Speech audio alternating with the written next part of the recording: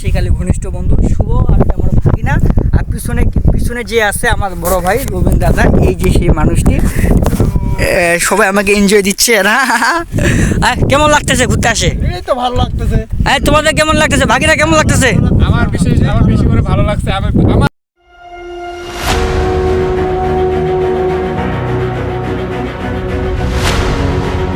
প্রিয়ান, আশা করি আপনারা সবাই ভালো আছেন। তো আজকে আমি বর্তমানে অবস্থান করতেছি দানাসপুরে।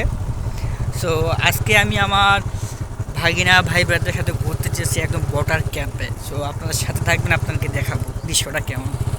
এই যে ওইদিকে দেখতে পাইতেছেন অনেক বড় বড় গাছগুলা, এগুলো হচ্ছে তেজপাতার বাগান। সামনে বর্ডার, এই আমার সামনে যে ড্রাইভার আমার ভাগিনা দেখাচ্ছি, এই যে ছেলেটা আমাদের, এগুলো সব আলু গাছছে কৃষকরা। হ্যাঁ, সামনে আমার ফ্রেন্ড যাচ্ছে, বড় ভাই যাচ্ছে, আর আমরা পিছনে তাদেরকে নিয়ে ঘুরতে আসি, তাদের এলাকায় আসছি। অনেক মানুষ আসতেছে।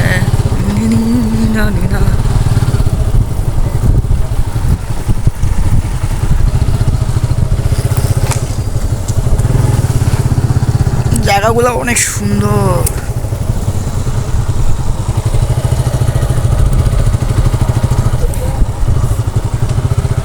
সামনে বর্ডার ক্যাম্প, মানে আমি বুঝাচ্ছি ভারতের জায়গা অলরেডি আমরা চলে আসছি, বেশি দূরে যাওয়া যাবে না। আমার ইয়া কোথায় আছে, ঝান্ডি কোথায় আছে?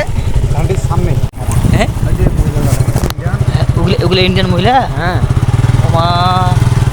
আমার পেট ঢুকিয়ে পাচ্ছে, বাইরে হওয়া পাচ্ছে না কিতে ভাবে কেমন।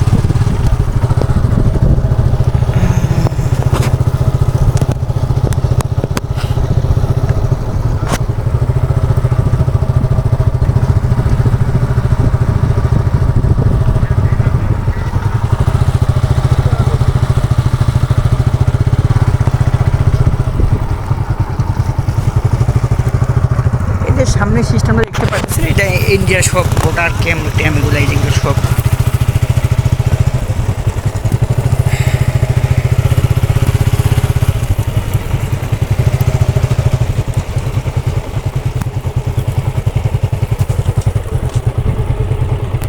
হ্যালো এভরিওয়ান, আমরা অলরেডি চলে আসছি ভারতের একদম পুরা এমন একটা প্রান্তে আসছি আমরা, একদম পুরা ভারতের কাছে গেছি বর্তমান দেশের এই অবস্থা অনুযায়ী। তো এখন যেটা আমরা বলতে চাচ্ছি, আজকে যে আমরা এই যে চারিদিকে চলে আসি, পিছনে যদি দেখা, ভাইয়া একটু পিছনে দেখাতো, এই যে পিছনের যে ব্যাকগ্রাউন্ডটা দেখতে পাচ্ছি, এটা কিন্তু ভারতের ক্যাম্পটা আমাদের। আমরা পুরো ভারতের মাটিতে অবস্থান করতেছি বর্তমান সময়ে দেশে এই পরিস্থিতি অনুযায়ী। তো আজকে আসছি দানাসপুরে ভাই ব্রাদার এবং বন্ধুদের সাথে বেড়াইতে। তো চারিপাশটা এত সুন্দর মনে হচ্ছে। এই পাশে একটু দেখাবা, এই পাশে ভাইয়া বিশ্বাস করবো না যে এই বর্তমান সময়ে গেটগুলো খোলা রয়েছে, মনে হচ্ছে যে এক লাফে দৌড়ে চলে যায়। যদি চাইতে পারতাম নিজেকে অনেক ধন্য মনে করতাম। আফসোস, কাছাকাছি গেলে গুলি খেয়ে মরে যাবো, এটাই পার্থক্য।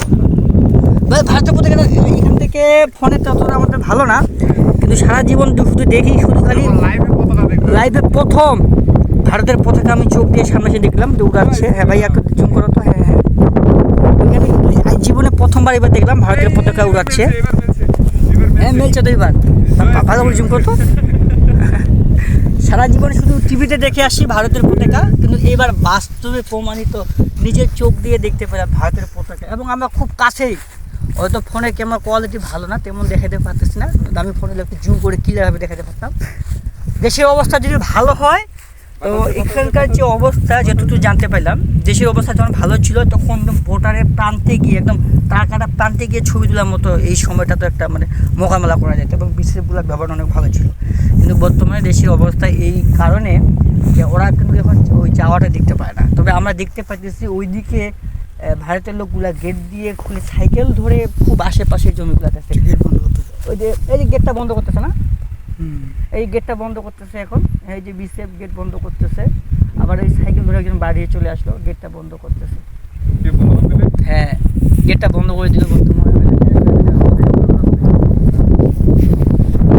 সো গাইস, এদিকে দেখাও, এই আমার ফ্রেন্ড হবে, এটা আমার বন্ধু, দানাসপুরে ওদের বাসায় আসছি। আমার সেকালে ঘনিষ্ঠ বন্ধু শুভ আর আমার ভাগিনা, আর পিছনে যে আছে আমার বড় ভাই রবীন্দ্র দাদা, এই যে সেই মানুষটি। সবাই আমাকে এনজয় দিচ্ছে না। কেমন লাগতেছে ঘুরতে আসে? এই তো ভালো লাগতেছে। তোমাদের কেমন লাগতেছে? বাকিরা কেমন লাগতেছে? আমার বেশি করে ভালো লাগছে। আমার লাইফে প্রথমে দেখলাম ভারতের পতাকা।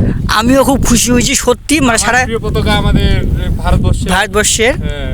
সারাটা জীবন শুধু খালি ওই টিভিতেই দেখি আমরা ভারতের পতাকা, কিন্তু আজকে আমরা বাস্তবে দেখতে পাইলাম সামনাসামনি পতাকাটা দেখা যাচ্ছে যে প্রান্তে আমরা দাঁড়িয়ে আছি। সো গাইস, ভিডিওটা আজকে এই পর্যন্ত। এই যে পাখিগুলো উড়েন তো চলে আসলো, এদের কোনো ভারত থেকে পাখিগুলো উড়ে চলে আসতেছে, মানে এতটা ফিলিংস হচ্ছে মনে হচ্ছে চলে যেতে পারতাম, এতটা কাছাকাছি রে ভাই বর্তমান অবস্থান করতেছে, মনে হচ্ছে উড়ে চলে যেতে পারতাম। যাই হোক, খুব ভালো লাগলো, চলে গেলি। আশা করি ভালো লাগবে আপনাদেরকে।